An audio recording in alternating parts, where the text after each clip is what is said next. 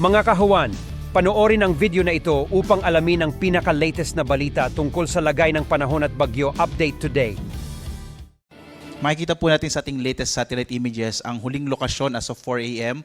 ng bagyong Inday ay nasa 620 kilometers silangan ng Basco sa Batanes. Mapapansin nyo po, no, bahagya pang humina yung bagyong Inday. Sa ngayon po ay nasa 150 kilometers per hour malapit sa gitna at pagbugso naman na nasa 185 kilometers per hour. At ito ay kumikilos pahilagang kanluran, medyo bumilis naman ito sa 20 kilometers per hour.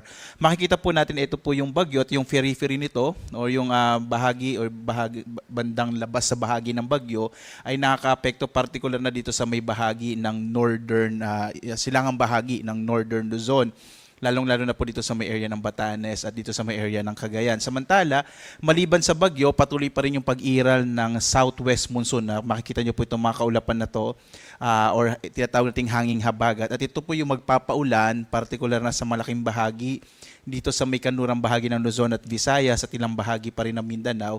So kahit po lumabas yung bagyong Inday bukas, posible po bukas na umaga na sa labas na ito ng Philippine Area of Responsibility, mapapanatili naman itong habagat na i-enhance or palalakasin ng bagyong Inday. Kaya po this weekend, asahan po natin na magiging maulan sa malaking bahagi ng Luzon at Visayas, lalong-lalo na yung western section po ng Luzon at Visayas, dulot nga ng hanging habagat or southwest monsoon. Makikita rin natin as of now, maliban sa bagyong si Inday, wala na tayong minomonitor pa na iba pang low pressure area sa loob at labas ng Philippine Area of Responsibility. Dahil nga sa bagyong Inday, nakataas pa rin ang signal number 2 sa may area ng Batanes, silangang bahagi ng Babuyan Islands at northeastern portion ng mainland Cagayan. Samantalang signal number 1 naman, tropical second wind signal number 1 dito sa nalabing bahagi ng Cagayan kasama ang nalabing bahagi ng Babuyan Islands, Isabela, northeastern portion ng Quirino, wala na po itong Quirino, yung Apayao, gayon din po itong area ng northern portion ng Abra, Kalinga, Mountain Province, Ifugao. Gayon din po itong eastern portion po ng Ifugao at gayon din sa may Ilocos Norte. So sa mga lugar po kung saan naka-issue itong tropical cyclone wind signal number 2 at wind signal number 1, inaasahan pa rin natin yung mga pagbugso ng hangin at maging mga pag-ulan na dala ng bagyong Inday. So mag-ingat po yung mga kababayan natin kung saan naka-issue, lalong-lalo na yung tropical cyclone wind signal number 2 dito po sa may area ng Batanes kung saan papalapit po itong bagyong si Inday. Samantala, narito po yung latest track ng bagyong Inday. Makikita po natin patuloy po itong kikilos pahilagang kanluran at after 24 hours, ito pong bagyo ay nasa 445 km northeast na ng Itbayat sa Batanes.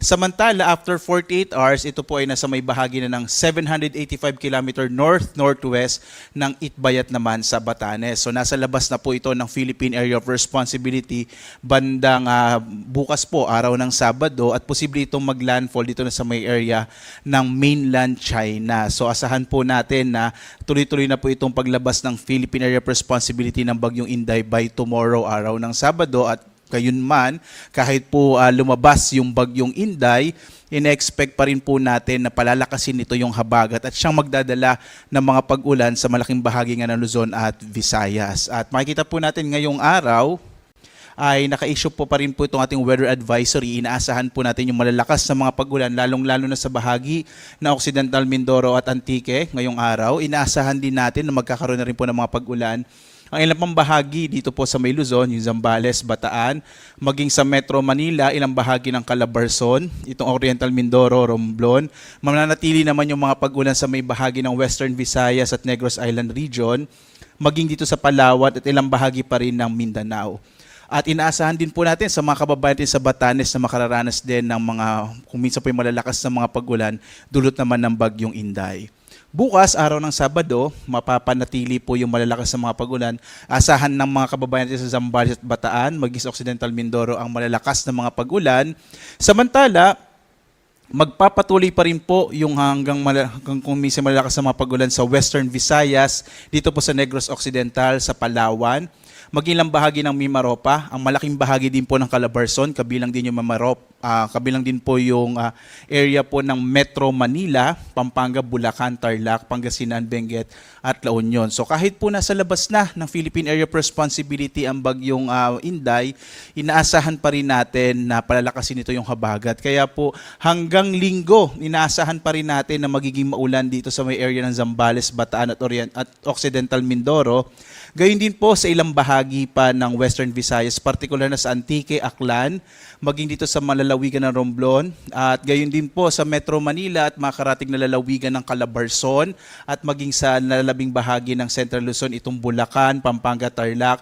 Ang area ng Benguet, La Union at Pangasinan ay makararanas din po ng kung minsan malalakas na mga pag-ulan hanggang araw ng Linggo. So in general po, inaasahan natin itong mga bahaging ito ng ating bansa, western section po ng Luzon at Visayas, ay mananatili po yung malalakas na mga pag-ulan. Inaasahan po natin this coming weekend. Kung kaya naman, iba yung pag-iingat pa rin po sa mga kababayan natin sa mga potensyal na mga flash floods and landslides. So mag-ingat po tayo, lalong-lalo na po sa mga lugar kung saan nga madalas bahain, or kung minsan po sa mga gilid ng bundok, minsan po nagtitrigger po yung malalakas na pag-ulan ng mga landslide o mga biglaang pagguho ng lupa.